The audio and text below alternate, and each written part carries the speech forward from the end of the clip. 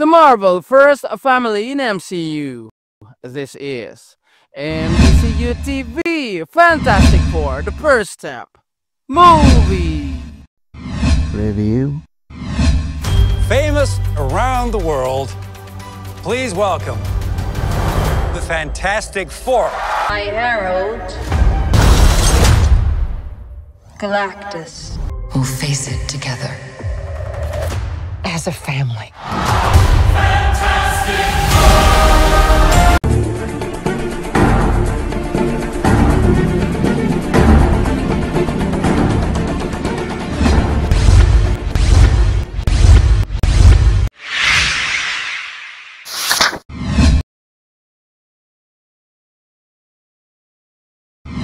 Dahil sa paninira ni Shalabal, kinailangan nilang gumawa ng panibagong plano. Ngayon, nawasak na halos lahat ng bridge. Sa kanilang panlulumo ng lahat ng kawalang pag-asa, nakaisip pa rin si Reed ng panibagong plano. Sa halip na i-teleport ang Earth, maaari naman na si Galactus na lang ang ilipat palayo sa Earth gamit ang isang teleportation bridge. We need to bring Galactus here. Listen to me, we need to get him away from his ship. Instead of moving a planet away from one giant, we move one giant away from the planet. Gagamitin nilang pahin ng bata para mapalapit si Galactus. I have to use Franklin. You want to use the boy's baby? Ayon kay Reed, meron na lamang silang 37 segundo para magawa ang plano. 37 seconds. There's not a lot of time to throw a space god off a planet. No, it is not. Bago pa dumating si Galactus sa Earth, sa tulong ni Moleman, nagtago muna ang lahat ng tao sa subterranean bunker dahil na din sa pakiusap ni Sue. Harvey, we wanted to ask you something. So what do you need? Welcome to Subterranean. Come on down. Nang dumating si Galactus sa Earth, nakapwesto na ang lahat. Inilagay na ang sanggol sa gitna ng isang teleportation bridge para ipain kay Galactus.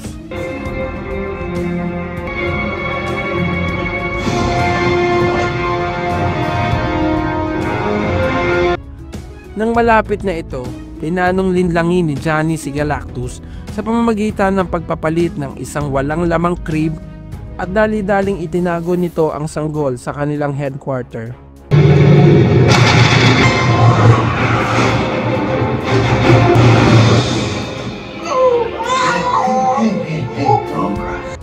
Di naman ganon kadaling malinlang si Galactus at kahit isang hakbang na lang sana ay huli na ito, naramdaman naman ni Galactus na wala doon ang sanggol at natuntun din nito ang tunay na kinaroroonan ng bata. Dito na nagsimula ang labanan ng Fantastic Four laban kay Galactus. Para mapigilang makuha nito ang bata, gamit ang kanilang kapangyarihan, di sila nagdalawang isip na labanan ang higanting nilalang.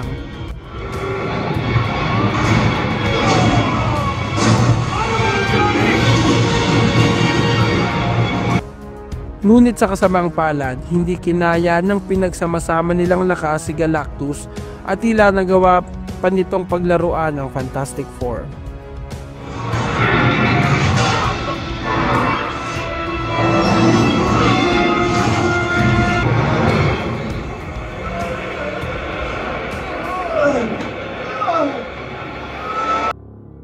Dito na nagkaroon ng pagkakataon si Galactus na makuha ang bata.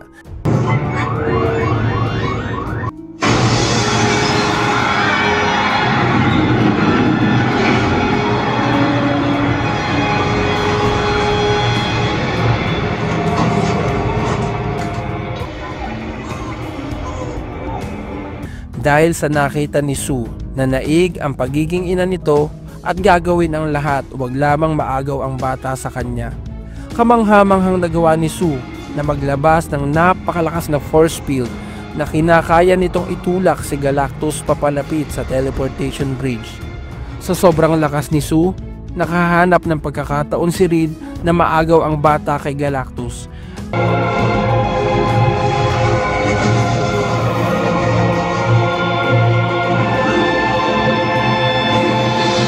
At dito ibinuhos lahat ni Sue ang kanyang lakas at nagawa pa niyang maipasok si Galactus sa portal.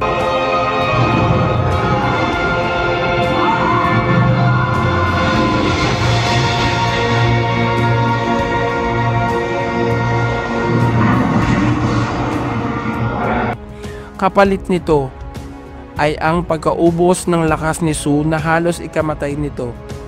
Dahil may natitira pang 15 segundo, nagawa pa ni Galactus na makabawi at nagpipilit na makalabas sa portal. Nang makita ito ni Johnny, nagdesisyon ito na ibuwis ang sariling buhay para itulak si Galactus sa portal. Kahit ang kapalit nito ay makasama siya sa loob ng portal at di na muli makakabalik, buo na ang pasya ni Johnny. Habang ubod bilis na papalapit si Johnny kay Galactus para itulak ito papasok sa bridge, dito na dumating si Silver Surfer. Itinulak niya papalayo si Johnny at siya na mismo ang gumawa ng paraan upang tuluyang mateleport si Galactus kasama siya. Nang masiguro nila na wala na si Galactus, bumuhos naman ang lungkot sa tatlong bayani dahil si Sue ay nakahandusay at kahit anong gawin ni Reed ay tila huli na ang lahat sa kanya.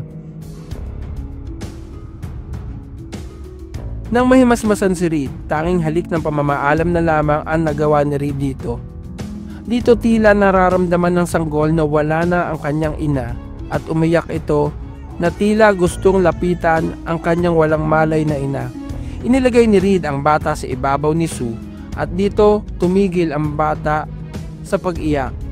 Tila may kakaibang ginawa ang bata at maya-maya lang nagkamalay si Sue na may kumikinang na asul na mga mata. Buhay si Sue at dito na nagdiwang ang lahat. Wala na si Galactus at si Silver Surfer at ligtas na maging ang mundo.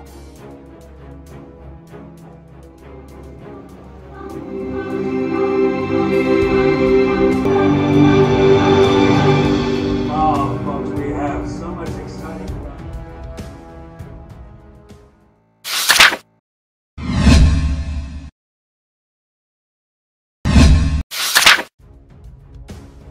Amazing, I mean, fantastic.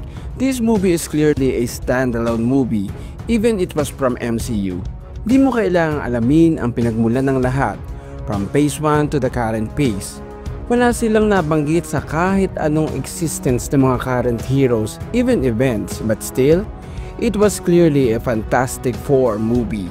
The movie or the story, it happened from the parallel world which is called the Advanced Retro Era. A world na kita ang influence ng retro vibe from fashion to technology, pero still they are very advanced dahil may technology na sila to explore the space. Have a time jump that prove this era or parallel earth ay hindi biro. By this storyline, MCU proved na pagdating sa storytelling, di biro ang twist na kaya nilang ilagay sa movie. This very genius move ay ang paraan ng MCU para mailagay ang isang karakter or group para wala nang tanong-tanong pa kung nasaan ang Fantastic Four sa kabila ng lahat ng nangyari sa current MCU timeline. It means na sa kabila ng lahat ng pangyayari, Fantastic Four is still existed in MCU. Pero nasaan? Nasa parallel earth sila. Malinaw? Very genius. Sa paraan ding ito, may enjoy ng old at kahit ng bagong sibol ng mga MCU fan ang movie. This storyline tackles it all. A very entertaining way. First film, pero naipakita nila kung paano makipaglaban ang first family in a godlike being to fight as a family. Kaya para sa storyline, I give this a perfect 10 points. Vanessa Kirby o Sue Storm plays well as the heart of the team. Ramdam ang bigat ng pinagdaanan ng karakter dahil sa husay ng kanyang pagganap. Ang pagbitaw niya ng linya sa eksena habang kinakausap ang mga tao ay napaka-iconic. Pedro Pascal as Reed Richard doesn't get much my attention dahil siguro hindi ako sanay sa Reed Richard na may bigote. Pero understandable naman kasi nga it was from another earth. Same as Joseph Quinn dahil madami siyang eksena na kasama si Julia Garner na magbibigay sa kanya ng highlight. Hindi nagmarka sa akin ang mga yon. Kay Ebon Moss-Bachrach as Ben Grimm naman ay maaaring dahil sa karakter niya na taong bato.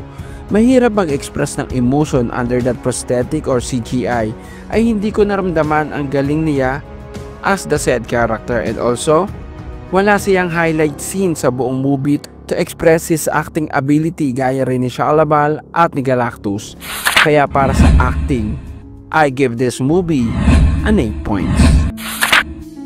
Pero pagdating naman sa CGI at special effects, that space encounter with Galactus, Galactus itself, that female version of the Silver Surfer, especially that perfect version of the Thing, the flame power used to show the power of the Human Torch, wala na sanang dapat pag-usapan pa, pero dahil sa nasaktan si Reed Richard ng banatay ni Galactus, nakulangan ako sa pag-express naman nila kay Reed na dapat hindi siya naapektuhan kasi nga yun ang kanyang kapangyarihan.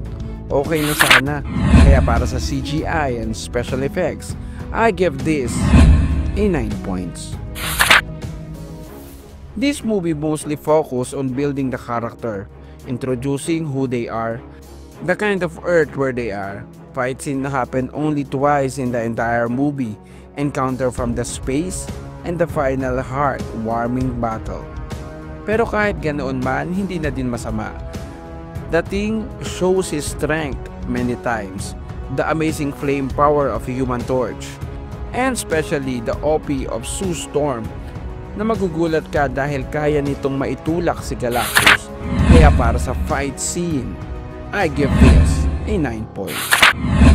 Kaya mula sa MDCU TV, ang overall score ng Fantastic Four, The First Step, ay very fantastic na 9 points.